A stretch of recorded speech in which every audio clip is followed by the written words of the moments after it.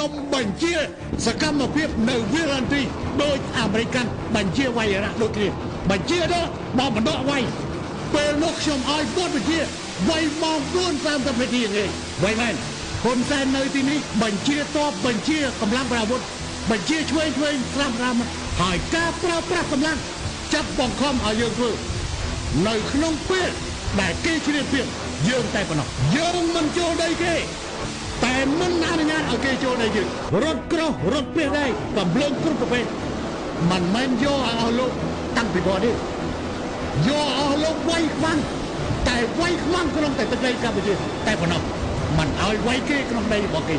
រឿងដែលខ្ញុំសួរមុនគេសុវត្ថិភាពកងទ័ពរបស់យើងហើយតើខ្មាំងបាញ់កំឡុងទៅនេះដើម្បីបញ្ជាក់ថាខ្ញុំចង់ដឹងទ្រង់ទ្រាយនៃសង្គ្រាមនេះតើវាចេញបែបផែននៃកម្រិតណាបើកម្រិតរដ្ឋាភិបាលបញ្ជាពីលើកម្រិតអគ្គនាយកការទ័ពបញ្ជាយើងត្រូវទប់ទល់នឹងវាយបកដោយអាវុធណា